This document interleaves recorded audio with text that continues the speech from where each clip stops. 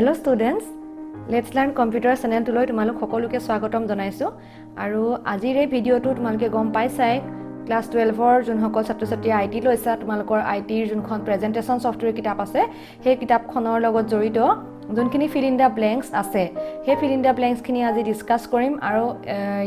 amar jehetu proshno khonot tumalke dekhisa class 12 or jun bla question paper ase tat 5 marks or fill in the blanks ahie thake prottek bare gotike fill in the blanks khini khub important hoy aru kitabor back side e protitu pathor logot kisman fill in the blanks ase aru prottektu fill in the blanks moi video tu tumalok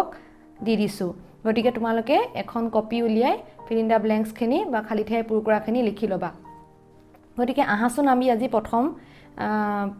fill in the blanks to আৰম্ভ কৰো প্ৰথমতে এ দিছো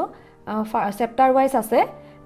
A smart art option is available under dash group of dash tab smart art option to কোনটো টেবৰ ভিতৰত কোনটো গ্ৰুপত পোৱা যায় আৰু তাৰ আনসাৰ কেইটা হৈছে যোনটো ব্লু কালাৰ কৰি দিয়া হৈছে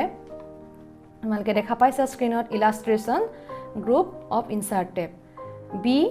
To add multimedia element in presentation, you should select this option from insert drop-down menu. Multimedia element মানে তোমালোকে বুজি পাইছা sound বা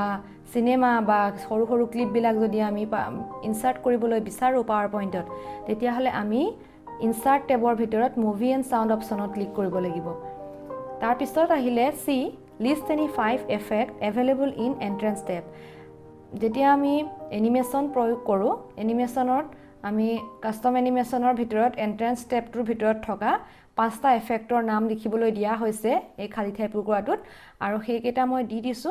blind box diamond fly in dissolve in তাৰ পিছত আহিলে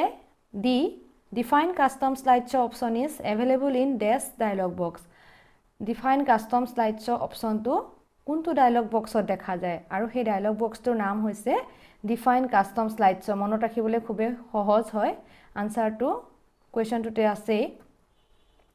তাৰ পিছত আহিলে custom slide show option is available in dash drop down menu custom slide show যোনটো অপচন হে অপচনটো কোনটো মেনুৰ ভিতৰত পোৱা যায় slide show মেনুৰ ভিতৰত তাৰ পিছত আহিলে F to use mouse pointer as a pen you should select dash in slide show dialog box কৈছে যে মাউস পইন্টাৰটো অৰ্থাৎ মাউসটো যদি তোমালকে পেন হিচাপে পাৱাৰ পইন্টত ইউজ কৰিবলৈ হলে কোনটো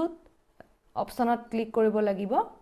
আমি কি কৰিব লাগিব স্লাইড শ্ব ডায়লগ বক্সৰ ভিতৰত মাউস পইন্টাৰ যে পেন যোনটো অপচন আমি দেখা পাম তাত চেক কৰিব লাগিব আৰু ইয়াৰ পাছত নেক্সট আহিলে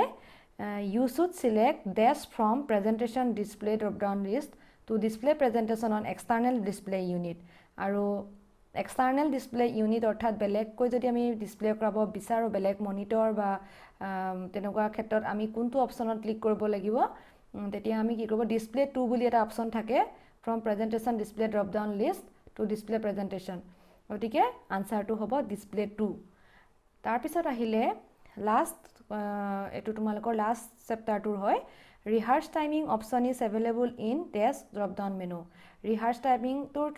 লং কোৱেশ্চনো আহে পৰীক্ষাত মই লং কোৱেশ্চন খিনি ইয়াৰ পিছতে তোমালোকক দি দিম প্ৰথমতে মই খালি ঠাই পূৰ কৰাখিনি দি লৈছো গতিকে rehearse timing option টো slide show drop down menu ভিতৰত পোৱা যায় আৰু তোমালোকে সকলোৱে